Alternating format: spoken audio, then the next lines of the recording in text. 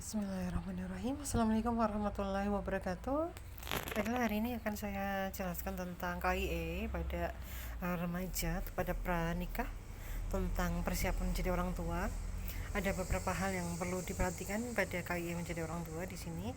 Tapi sebelum masuk di dalam inti KIE, seperti biasa pada tahap berinteraksi dari pasien datang, menyambut pasien, memberi salam, kemudian memperkenalkan diri, dan juga menjelaskan maksud dan tujuan daripada KI yang dilakukan untuk meningkatkan pengetahuan calon pasangan tentang menjadi orang tua, ya, kemudian menjaga privasi dan juga menanyakan kesiapan pasien untuk menerima KIE, dan mengawali dengan tasmiyah dan mengakhiri dengan tahmid.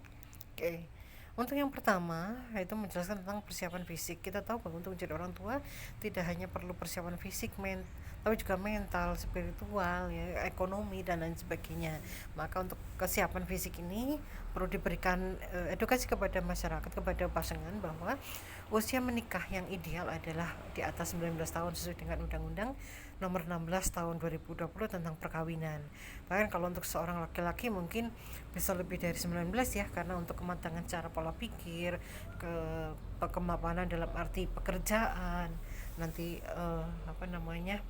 usia usia yang siap untuk menjadi orang tua, memimpin rumah tangga, mendidik istri dan juga mendidik anak. Begitu juga untuk seorang perempuan usia di atas harapannya di atas 19, taruhlah 20, ya, secara reproduksi juga sudah matang, ya, secara uh, namanya psikis juga diharapkan sudah siap untuk menyambut buah hati, menjadi orang tua, menjadi ibu, gitu. Oke. Kemudian memberikan KIE tentang pemeriksaan fisik. Yaitu di sini apa saja sih yang perlu disiapkan secara fisik, dari mulai kondisi tubuh harus fit, harus optimal, tidak menderita penyakit-penyakit tertentu. Kalaupun menderita segera diobati, maka perlu dilakukan pemeriksaan baik secara umum, ada tanah vital, kemudian ada pemeriksaan darah, ada juga mungkin pemeriksaan darah khusus yang terkait dengan penyakit-penyakit yang berbahaya pada ibu dan janin, ya. Kemudian juga ada pemeriksaan urin untuk mengkaji apakah ada gangguan-gangguan pada ginjal dan lain sebagainya. Kemudian memberikan KIE persiapan gizi pada calon ayah dan calon ibu. Ya.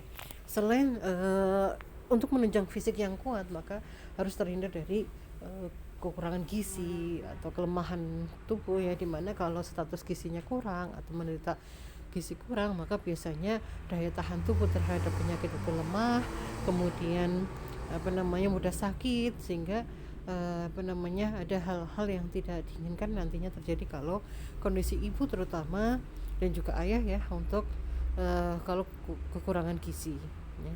Biasanya dilihat dari kadar HB, kemudian ada lila, ya, kemudian juga ada ciri-ciri fisik, baik mungkin konjungtivanya pucat, ada rambutnya mudah rontok, ya, atau warnanya merah, ya, seperti rambut jagung, kurus dan lain sebagainya. Nanti bisa dilihat dari peningkatan berat badannya atau dari IMT-nya akan terlihat indeks massa tubuh seperti kemarin dijelaskan cara menghitung IMT. Kemudian memberikan KIE tentang persiapan imunisasi, ya. Untuk seorang ibu nantinya harus betul-betul disiapkan bagaimana status imunisasinya, terutama imunisasi TT. Harapannya nanti pada saat hamil dan juga melahirkan terhindar dari tetanus neonatorium untuk bayinya. Ibu pun tidak mudah terjadi infeksi. Kemudian yang kelima adalah memberikan KIE gaya hidup sehat pada calon orang tua, ya. Bagaimana pola makan yang sehat, ya kan, tidak terus junk food, bagaimana nutrisi-nutrisi yang masuk ke dalam tubuh, ya. Kemudian dari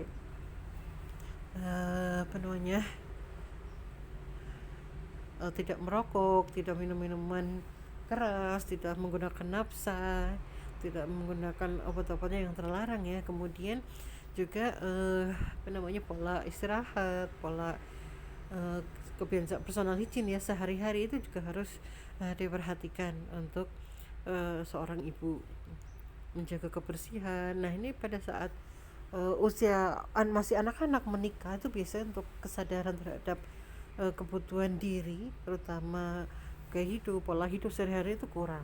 Makanya perlu kematangan secara pola pikir, secara psikis, untuk supaya dia bisa merawat dirinya, merawat bayinya, merawat suaminya. Oke, kemudian yang kedua adalah menjelaskan persiapan mental. Tadi yang pertama adalah fisik, kemudian ini mental. Tentunya pada saat menjadi orang tua itu banyak sekali hal-hal, benturan-benturan yang nantinya, atau masalah-masalah yang baru yang mungkin muncul, perlu kesiapan mental, kebijaksanaan, kemudian pengendalian emosi yang dibutuhkan, sehingga tidak pernikahan ini diharapkan bisa panjang, ya. Keluarga pun bisa nyaman di rumah, anggota keluarga tidak merasa bahwa rumahnya itu malah tidak nyaman, tidak, malah justru harus rumahnya itu adalah rumah yang nyaman, yang aman untuk dia tinggal. Ini psikologi, ya. Dan ini juga harus diberikan informasi, edukasi kepada calon ibu. Ada perubahan-perubahan selama hamil secara psikologi, baik trimester 1, 2, dan 3. Perubahan trimester 1 mungkin ibunya masih ambigu, ya, masih kadang mood swing, kadang sensitif, mudah nangis, mudah tersinggung, kemudian juga masih mencari apa betul dia hamil, gitu kan, karena tanda-tandanya belum muncul, paling cuman pepetes, mual, muntah, tapi untuk perutnya belum membesar. Nah, untuk trimester 2 biasanya keluhan sudah berkurang, perut sudah mulai membesar, payudara sudah membesar ini. Dan kadang kalau sudah usia 18 minggu ke atas, biasanya sudah ada gerakan janin. Ini menambah bonding, ya, atau ikatan antara bayi atau janin di dalam kandungan dengan ibunya, sehingga ibunya punya persepsi bahwa, oh iya, ada makhluk nih di perutku, sehingga aku harus jaga dan sebagainya. Ini juga harus disampaikan kepada ibu atau calon ibu. Kemudian ada trimester 3 juga ada perubahan psikologi yang kompleks, di mana ada kekhawatiran tertentu kalau terjadi sesuatu pada bayinya, takut nyeri persalinan, takut menghadapi persalinan, juga khawatir terhadap tubuhnya semakin membesar, ya, ada merasa dia jelek dan sebagainya. Nah, ini perubahan-perubahan ini harus disampaikan juga pada calon ayah, karena apa? Supaya bisa mendukung, mensupport secara mental, mengerti, memahami perubahan psikis yang dialami istrinya, sehingga bisa berperan aktif untuk membantu, mensupportnya. Oke, kemudian menjelaskan persiapan ekonomi, menjelaskan hal-hal yang harus disiapkan terkait dengan ekonomi. Misalnya ada kebutuhan sehari-hari, ya, pangan, sandangnya, ya. Kemudian juga mempersiapkan untuk kehamilan, persalinan, imunisasi anak, perawatan anak, pendidikan anak, sekolah anak, ya, itu harus disiapkan betul, terencana. Kemudian menjelaskan kesetaraan gender dalam rumah tangga. Dalam ini adalah peran sebagai orang tua. Di sini memberikan KIE mengenai peran suami dan istri dalam keluarga. Jadi bagaimana peran suami, bagaimana peran istri. Peran suami adalah sebagai kepala rumah tangga yang harus bertanggung jawab, menafkahi istri dan anak-anaknya, harus memberikan role model yang bagus untuk anak dan istrinya. Dan istri juga sama, dia harus mendidik anak-anaknya, melayani juga suaminya, ya kan, saling mengerti, saling memahami, berbagi tugas di dalam rumah tangga. Misalnya tugas domestik itu bukan sepenuhnya adalah tanggung jawab istri, tidak, ya, karena sama-sama, dari mulai membersihkan rumah, merawat, mendidik anak, itu adalah tugas bersama antara ibu dan ayah. Kemudian memberikan KIE mengenai peran ayah dan ibu bagi anak. Nah, bagaimana peran seorang ayah bagi anak dan bagaimana peran seorang ibu bagi anak, tentunya akan berbeda, dimana ini harus saling harus bersatu antara ayah dan ibu, dalam arti kompak untuk mendidik anak itu yang bagaimana, yang tanpa kekerasan, tetapi mendidik betul-betul, meningkatkan karakter, membentuk karakter anak yang mandiri, yang baik, ya kan? Ini harus betul, tidak memanjakan, dalam arti bukan galak dan sebagainya, tidak, tetapi ada hal-hal yang perlu dipelajari oleh anak, bahwa tidak semua keinginan terpenuhi. Itu juga harus bisa dilatih dengan baik, dengan tanpa kekerasan, dengan diskusi. Ini masing-masing nanti pola pendidikan anak atau parenting dari masing-masing keluarga mungkin akan berbeda, tetapi pada intinya adalah membentuk karakter anak yang baik, yang mandiri nantinya.